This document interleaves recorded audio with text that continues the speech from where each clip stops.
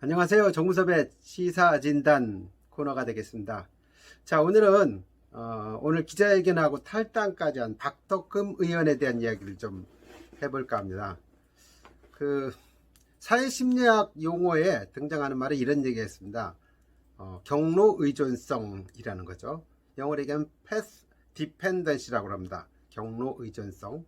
미국 스탠퍼드 대학의 폴 데이트비 교수하고 브라이언 나스 교수가 주창했던 그런 개념이었는데, 이게 무슨 얘기냐면요, 한번 일정한 경로에 의존하기 시작하면은 나중에 그 경로가 뭐 비효율적이라는 걸 알면서도 여전히 그 경로를 벗어나지 못하는 그런 것을 가리켜서 이제 경로 의존성이라고 합니다.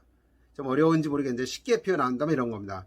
저는 이제 신문기자 출신인데요, 제가 신문기자 출신이지만은 우리 동료 기자들을 보면 신문기자를 그만둔 사람들이 신문기자를 딱 그만두지를 못하고요, 그 인근 지역을 맴돕니다. 뭐 인터넷 신문을 간다든지 아니면 지역 신문에 가 있는다든지 자기가 했던 신문사하고 다른 어떤 경쟁 신문사로 간다든지 이런 식으로 하는 걸 가지고 이제 경로 의존성이라고 표현을 하죠. 네. 전개해서 얘기 든다면 더 쉬운 사례가 있을 것 같습니다. 이명박 대통령이 대통령 취임한 이후에 제일 먼저 했던 사업 기억하십니까? 4대강 사업이었죠. 그랬던 이유는 이명박 대통령은 토목 건설회사 사장 출신입니다. 그러다 보니까 토목에 대한 일을 너무 잘 알아요. 그러니까 4대강 사업을 한번 멋있게 해보겠다고 이렇게 이야기를 했던 것이죠. 자, 원화 종합건설회사인가요? 박덕흠 의원, 12년, 벌써 10년이 전에 국회의원 출마해서 지금 내리 3선까지 하면서 국회 교통행정위원회 소속으로 지금까지 업무를 봐왔습니다. 우리가 지금 금방 얘기한 그 어떤 경로 의존성이라는 측면에서 이야기를 한다면은 어떠세요? 박덕흠 의원은 너무나도 그 분야를 잘하니까 아마도 지금 정도 됐으면은 의정활동 왕성하게 펼쳤다면은 과거 어떤 노무현 대통령처럼 청문회 스타, 청문회는 안 열렸지만은 청문회 스타는 못해도 국감 베스트 스타, 시민들이 선정한, 시민단체가 선정한 베스트 선정 국회의원이 되지 않았을까 하는 생각을 좀 해보았습니다. 그런데 22일인가요?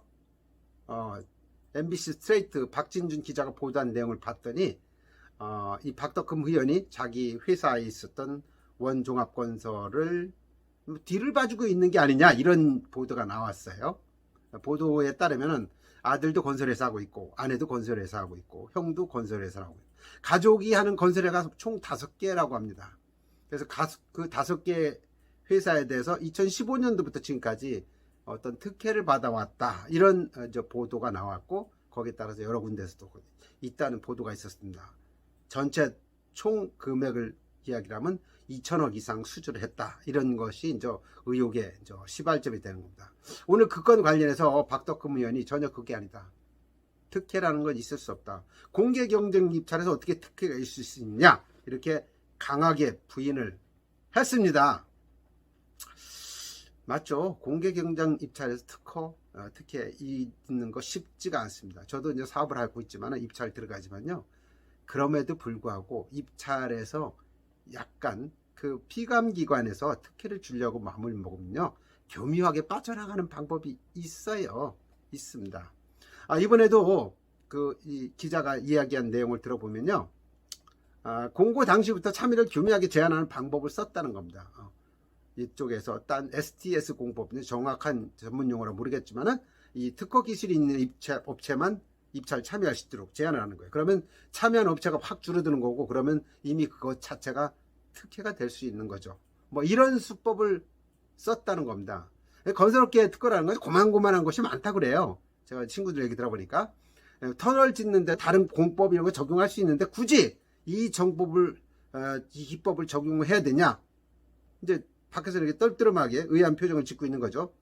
그런데도 자기들은 꼭 필요하다라고 주장을 하고, 또 이 피감기관에 또 국회의원이다 보니까 이제 국감 때 되면 엄청 피곤하거든요. 그러면 이제 괴로운 거예요. 그러니까 알아서 기고 또 뭘 줘야지만 편하지 않겠느냐, 이런 생각을 하는 거고, 실제로 또 공교롭게도 이 박덕흠 의원이 국정감사 자리에서 너네들 신기술 사용이 너무 저조하지 않느냐, 개선되지 않겠냐라고 이런 발언을 했다는 거예요. 이거는 결국은 가족을 도와주는 그런 발언이라고, 오비락이라고 할 수 있겠지만은 지난 시간에 마찬가지로 과전불납니다. 이하 오정관이죠.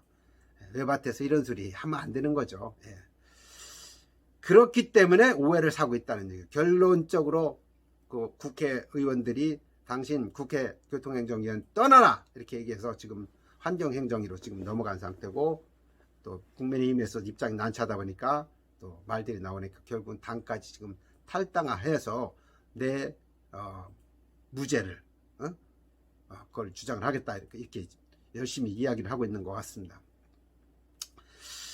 박덕흠 의원은 보면 서울에도 노른자 주택 4개를 보유하고 있죠. 다주택자에다가 건물, 땅 포함해서 보유부동산 공시지가만 해도 289억이 된다는 게 언론 보도된 내용입니다.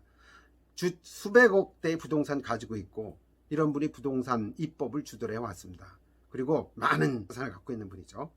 엠마누엘 단테가 이런 얘기를 했죠. 도덕성은 종종 지혜의 틈새를 채울 수 있지만 지혜는 결코 도덕적 결함을 채울 수 없다. 이런 명언을 남겼습니다.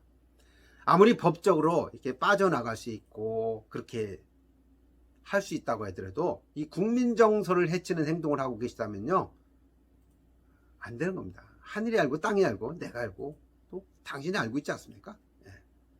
고양이에게 생선을 맡겨도 되냐라는 소리가 나오는 이유도 바로 그런 겁니다. 만약에 직위를 이용해서 교묘하게 자기 사업하시는 분들, 박덕흠 의원 말고도 시의원님, 도의원님 이런 분들 많이 있습니다. 우리 이러지 맙시다 이거. 그런 마인드로 또 충북지사까지 나오시겠다고 이렇게 하면은 너무 짜증납니다. 제가 인터넷 댓글에서 이런 거를 본 적이 있어요. 박덕흠 의원 하면은 내 집값이 73억이나 뛰었다고 오른 세금 내려면 화가 난다, 이런 이야기를 했다는 겁니다. 저도 그 댓글에 아주 폭풍 공감을 하고 있습니다. 이거 국회의원이 할 소리입니까? 그러면서 서민의 입장을 대변을 하시겠다고요?